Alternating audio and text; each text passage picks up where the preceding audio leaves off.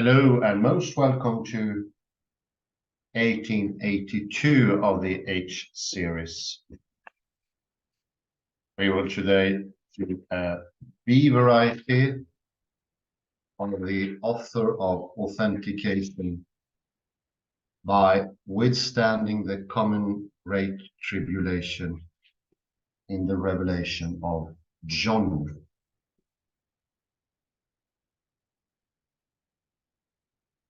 Last time we took a keen look at entering and exiting in this text as well.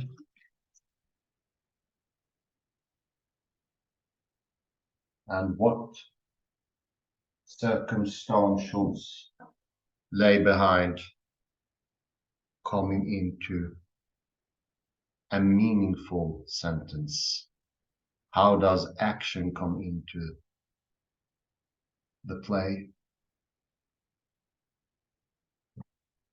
And we once more emphasized the role of true time, linearity,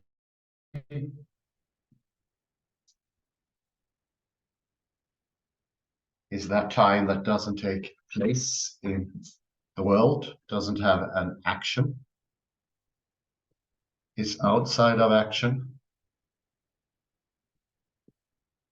It is not a quantum relative time, is hanging freely in the air, not really having its feet in any real. It's the linear time of the Cartesian take.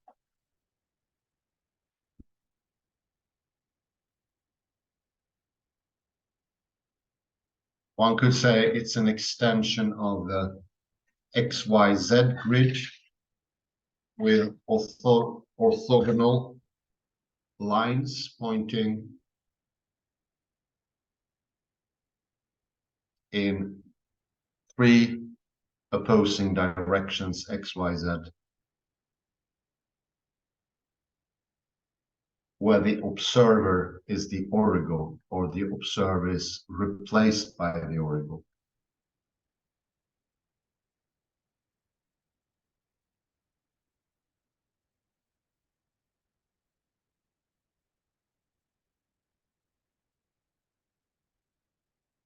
This is, of course, what gives cause to the point from nowhere. We know that Thomas Nagel has a very nice writing about that, the view from nowhere. This is something caused by this non-embodied observer just being there, springing out of nowhere.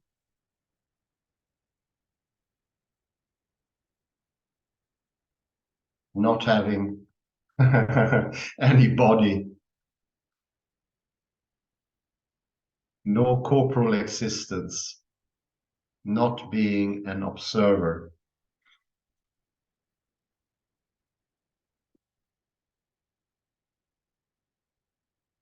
Something that has been put to the shame by quantum mechanics shows that the observer is all important. Everything is a cast in a specific situation. Nothing lies out the event, which is called.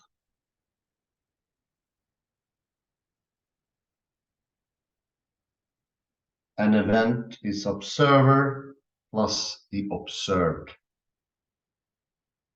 Then you get true time, live time.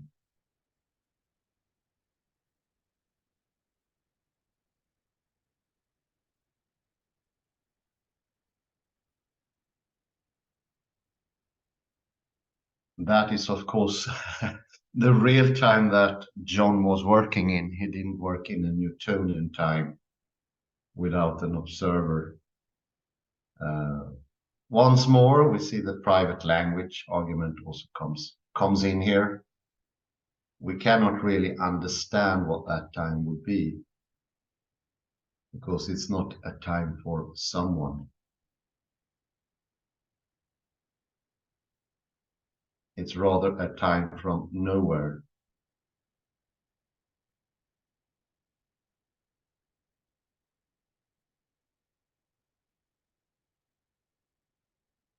And I'll continue the read where I left off.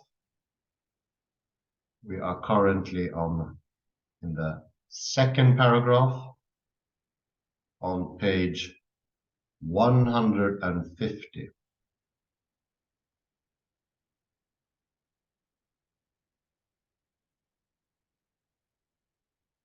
Second, the imperial cult was by no means a monolithic movement.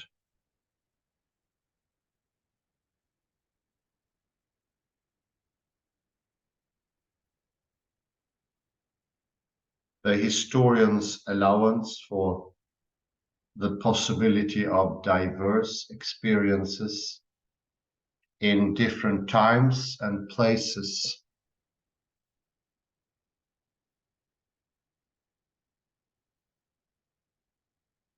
is especially important for the addressees of revelation. Hence, John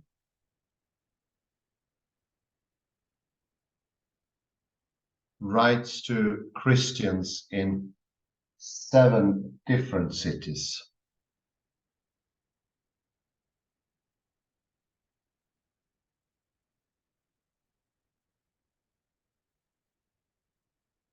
We must also acknowledge with caution that the surviving evidence for persecution stemming from the imperial cult may itself be anecdotal rather than representative.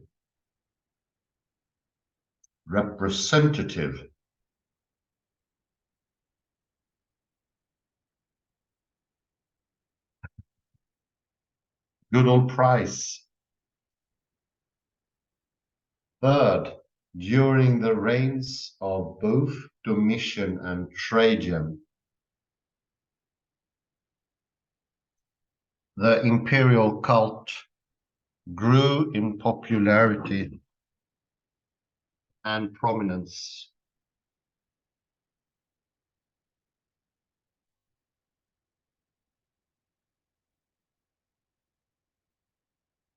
Fourth, and most important for understanding revelation, the imperial cult was not a marginal aspect of Roman ancient Asian society, but enjoyed great popularity,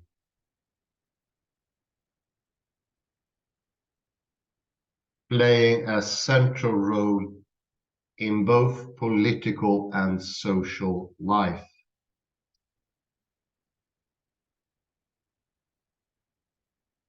Social life.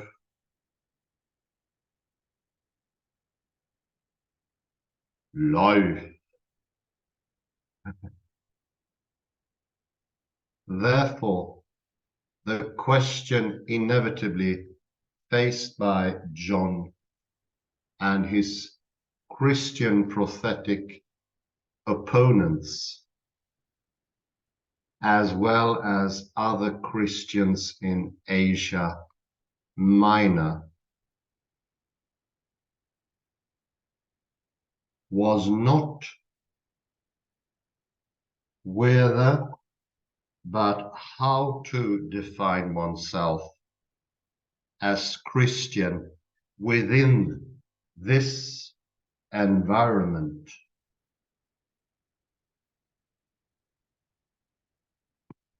Environment.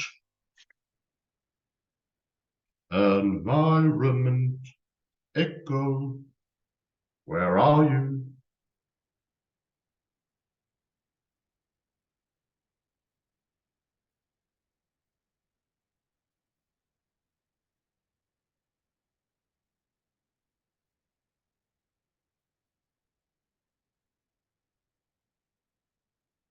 to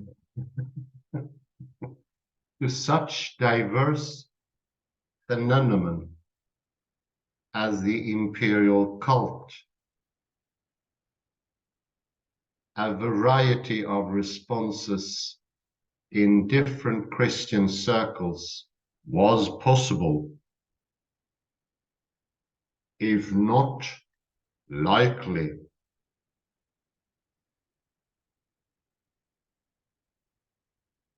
Adela Collins argues that John's audience had probably already assimilated to a certain extent and did not see themselves as living in a crisis like the one that John envisions in Revelation. Revelation. Where's my echo? Revelation.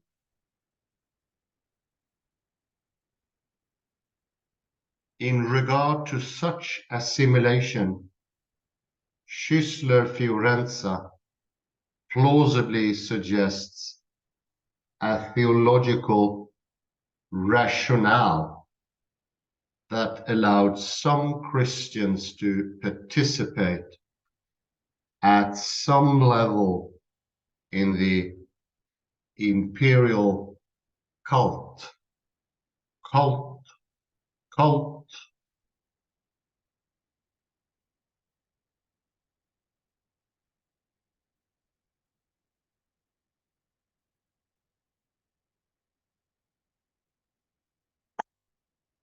For them, participation in Roman civil religion needed to be understood in political terms as part of one's civic duty.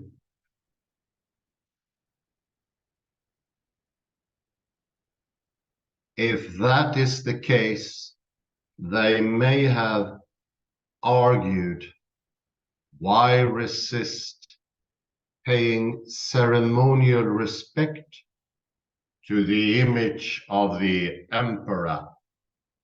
The emperor.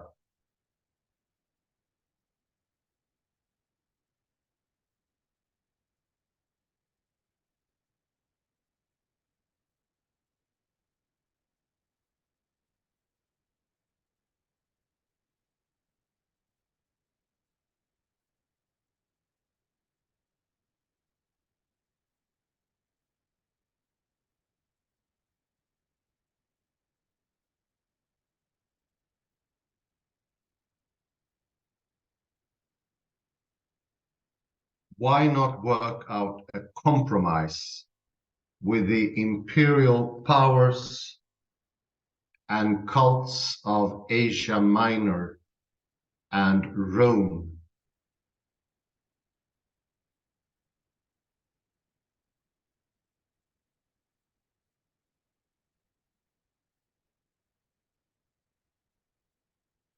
As is discussed further below, for the author of Revelation, the threat of assimilating to such pagan,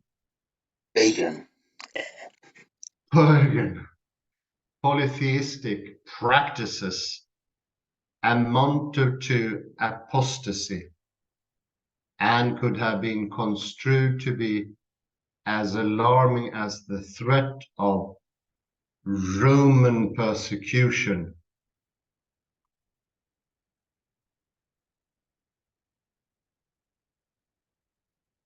Some scholars, however, question whether Revelation 2:3 implicates the imperial cult in particular rather than polytheistic practices in general.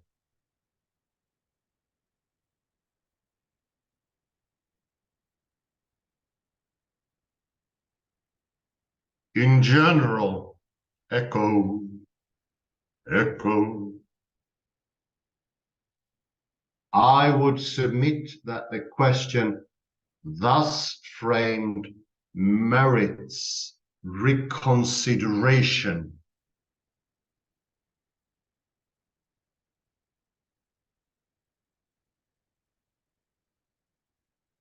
If one is persuaded by the arguments of Fergus Miller and others that the imperial cult was thoroughly integrated into the polytheistic practices of Roman Asia Minor,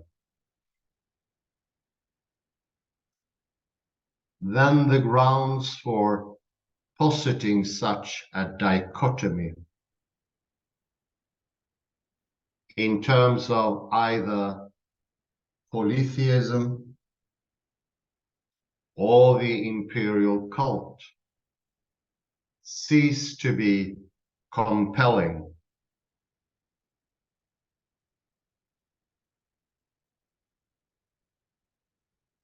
Stated differently, at the very least, it makes more sense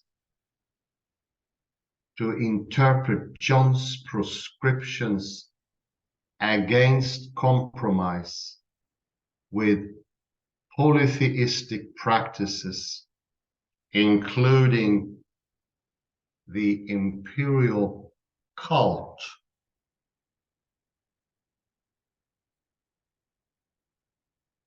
if not primarily attacking polytheistic practices, as is clearly the case later in Revelation.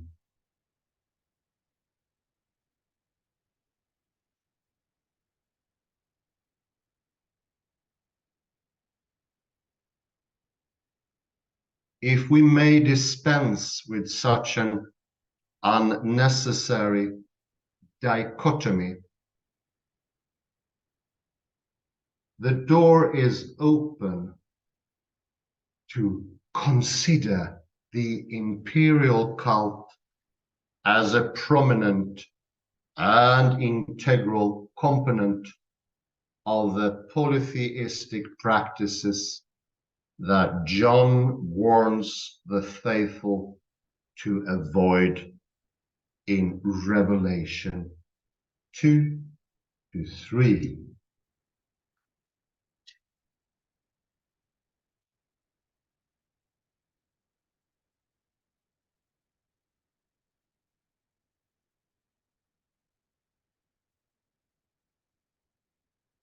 Four, John's definition of the problem, idol meat and immorality, as traditional taboos that offer precedence against the imperial cult.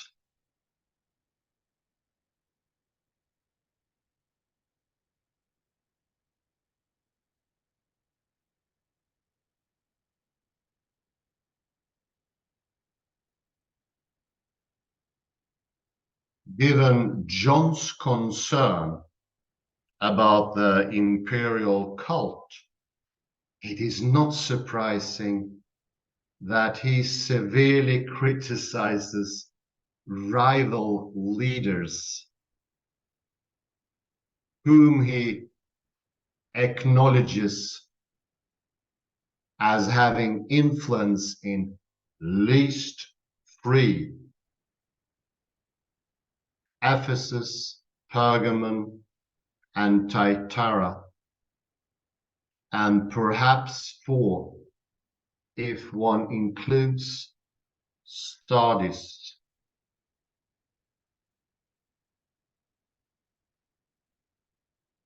Of the seven churches he addresses,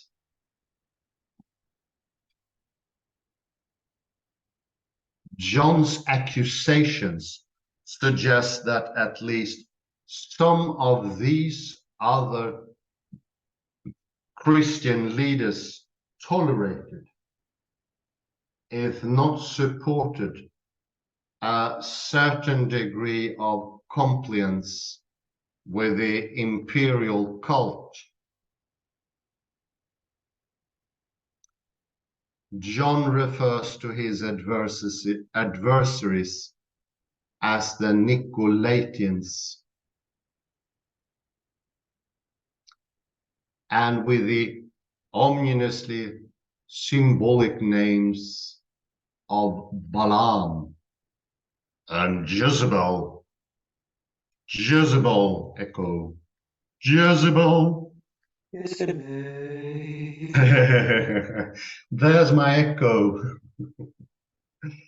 Several prominent scholars have argued that these different names represent one and the same group of male and female prophets.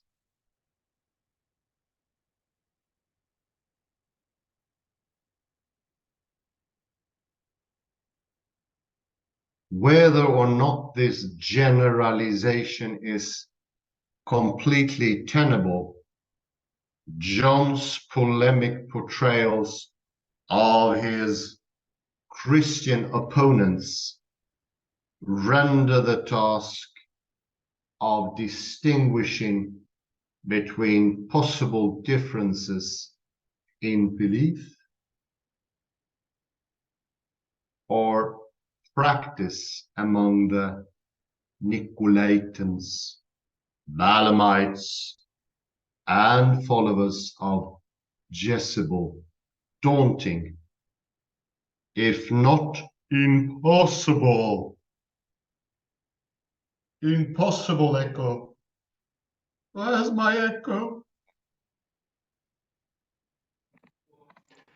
An impossible dream. Impossible. An impossible dream. What specifically John opposes in rival prophetic circles hinges in no small part on the interpretation of pagan idolophytake ornese as emblematic of the Lamb's influence in Pergamon and of Jezebel's apparently identical teaching in Thyatira.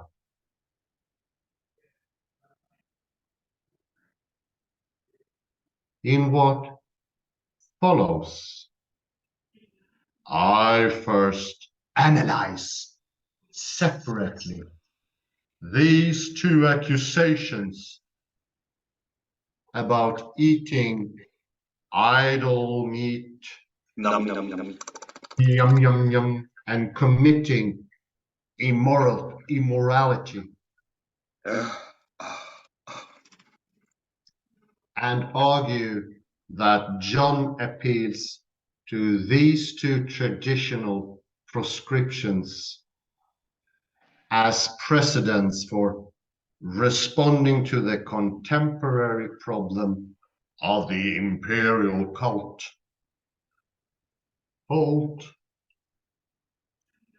God.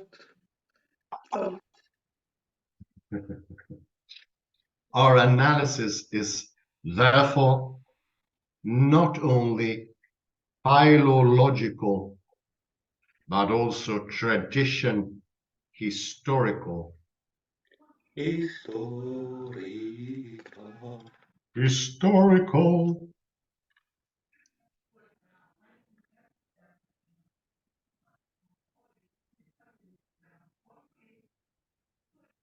The first of the accusations, eating meat sacrificed to idols.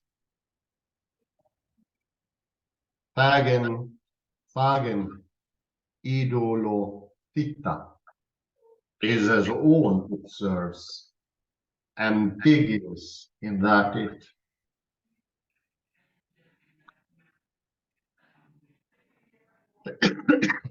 could refer to four possible situations. 1. Participation in the sacral meal in a temple.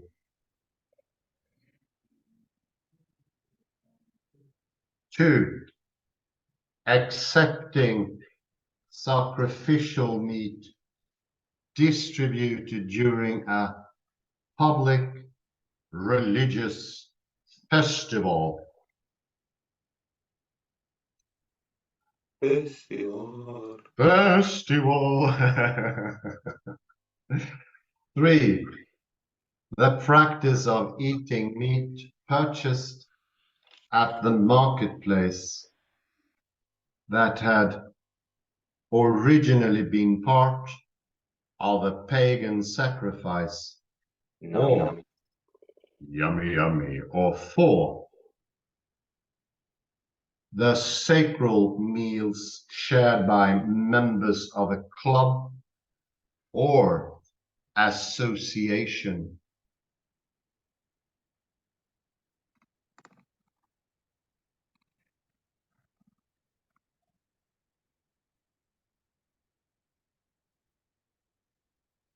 At the time John wrote, idol meat was not a new issue for the early church, as already in the 1st Corinthians, Paul had attempted to address the problem.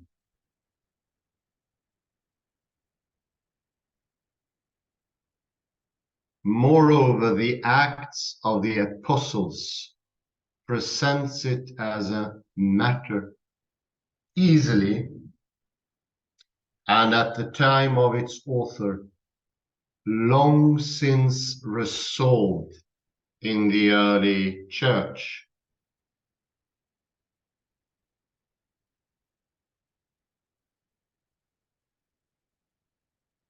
Historically speaking, or however, one cannot assume that Paul's directions to the Corinthians had resolved the matter in Corinth, let alone elsewhere in the Greek East.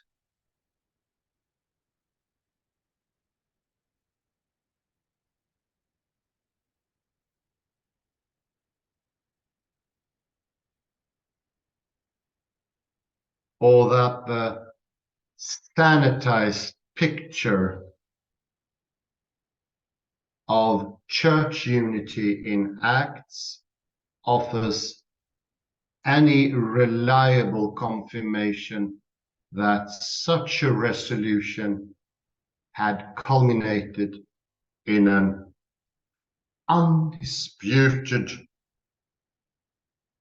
prohibition. Prohibition. I argue that the problem as defined by the author of Revelation cannot be limited to a simple prescription against idol meat. Most useful to John in this dispute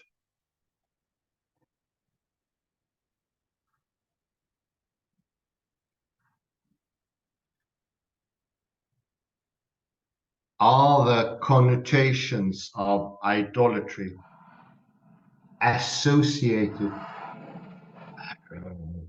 with idol meat, and by extension, the adulterous nature of any polytheistic association, including the imperial cult. Cult. Cult. And since this is a D level, I think it's an apt point to put a pause. Imperial cult. At cult. Cult.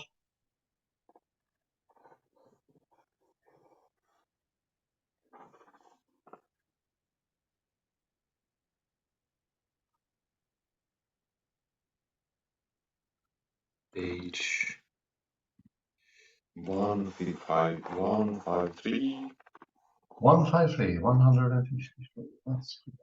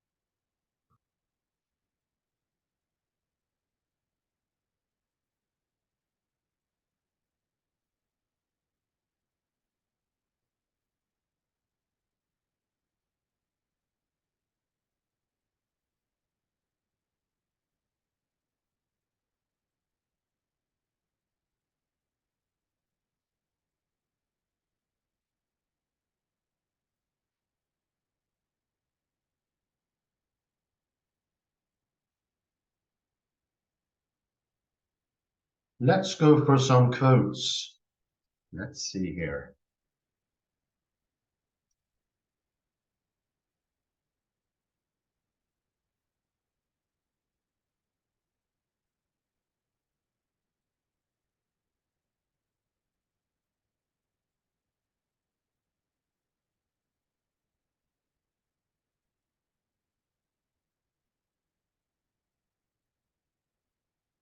At the end of the third paragraph of page 150, if you may, Kalle.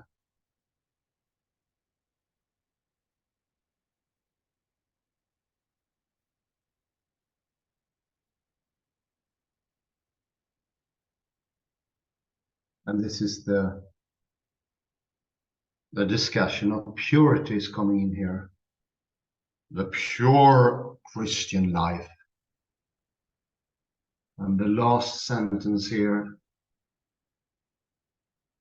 or the last bit, because it's a bit long, was not whether, but how to define oneself as a Christian within this environment.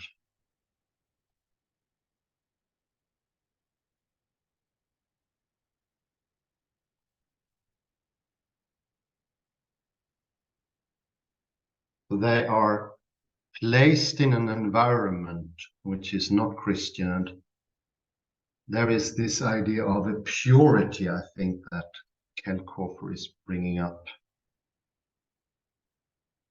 That somehow being involved in the environment would make the cult or the religion less pure.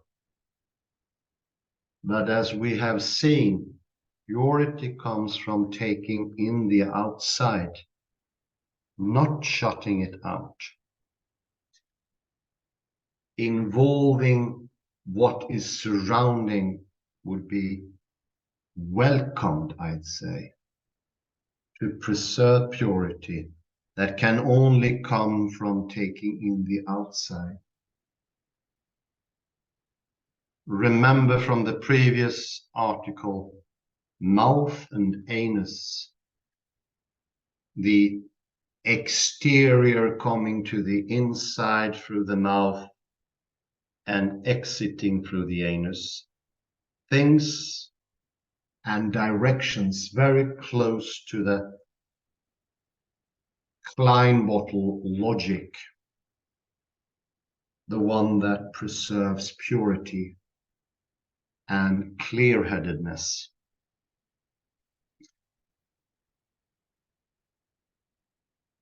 And this is one of those features that also plagues modern academia, monosemism.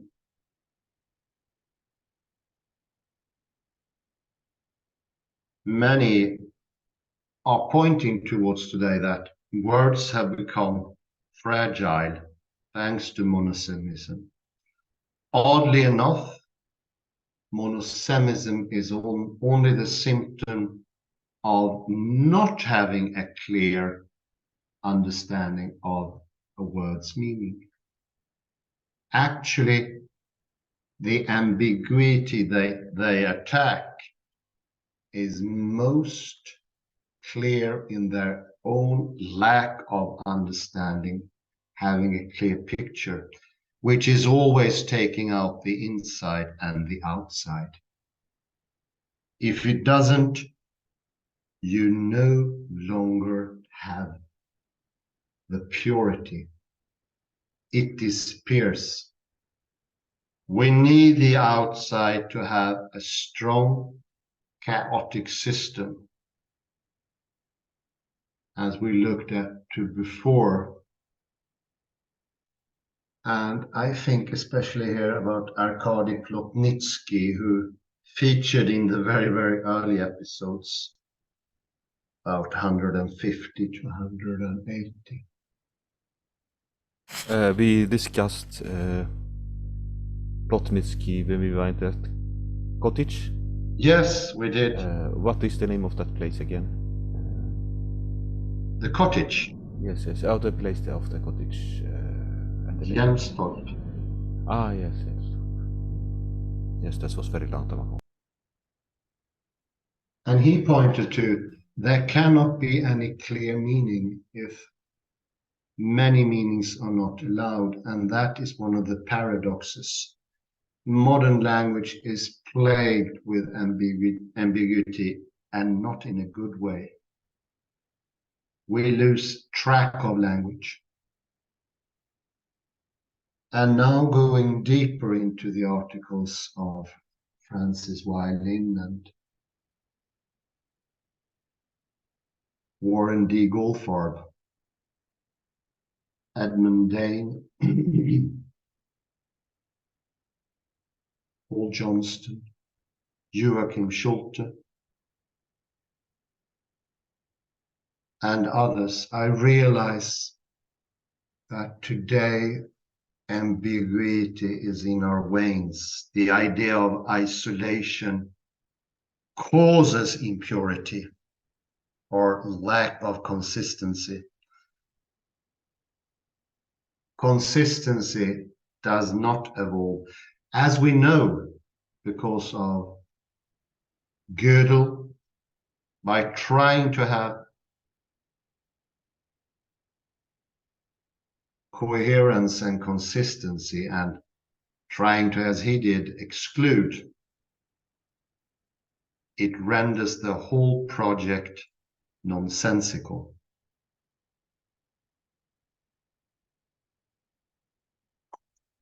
Once more, that is of course very close to, there is no criterion anymore for what you're saying. You take away the criterion, the outsideness, the doing, your words will not mean. They will lack force.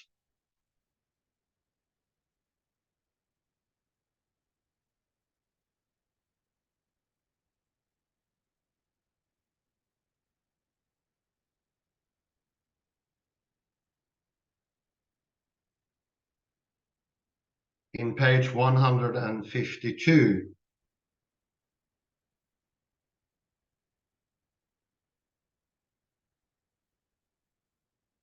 we come to the traditional taboos about parts of the imperial cult. And coming down to line 8,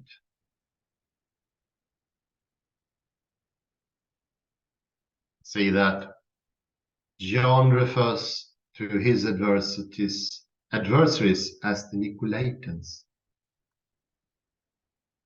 and with the ominously symbolic names of Balaam and Jezebel. Once more these names turn up, and especially Jezebel.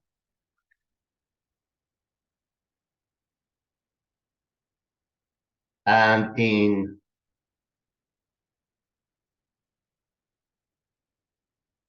the last paragraph and second line here, we can read about Phagon edolothitake pornease, pornefse,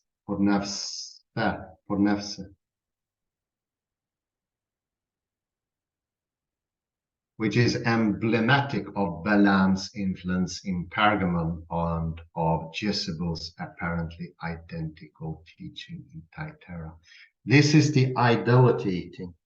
This is the outside coming to the inside. It is the Klein bottle once more.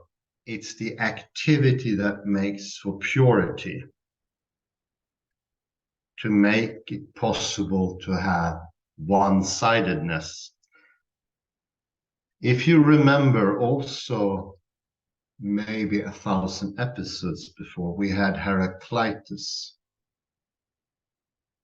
who was the defender of bringing in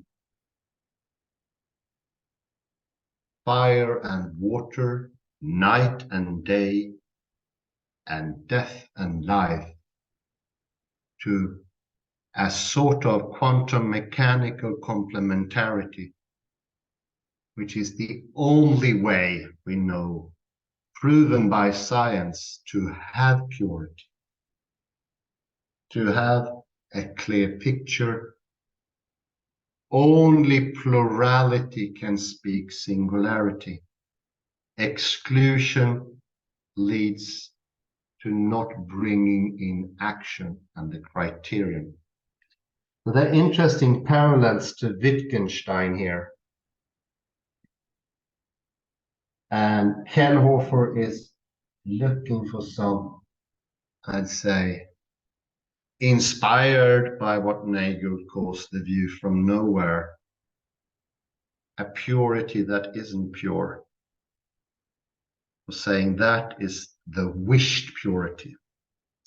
And of course, we have to understand people at this time were right-brained. For them, complementarity was natural.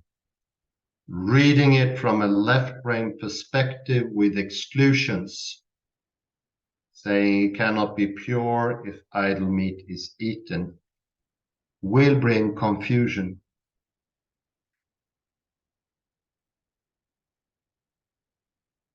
Kalle Lundahl, please come in. My echo. Where are you?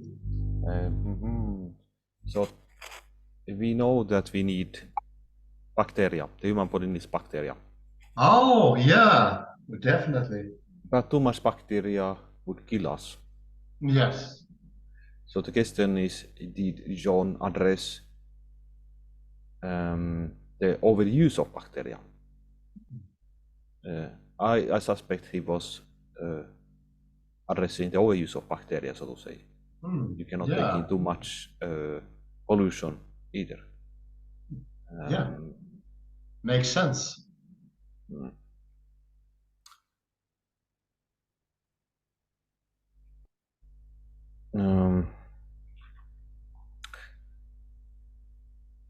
But I actually, this time I don't have any other comments. I could go into idol meat, but I don't think we could leave it for today, actually. Sorry? We could leave it there for today. Yeah, sure. Yeah, if you want. Yeah.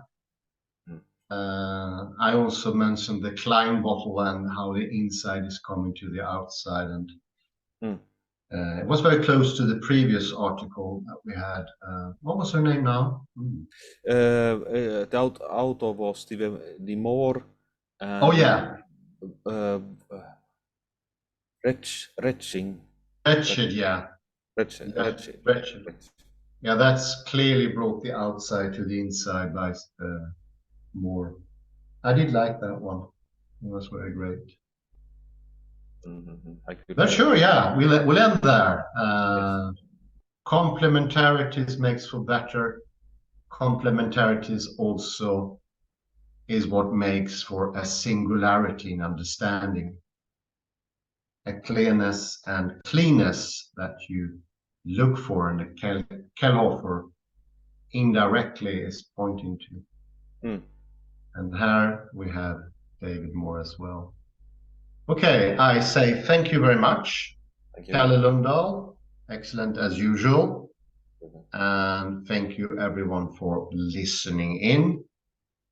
Have a very excellent morning, day, afternoon, or evening, wherever you are.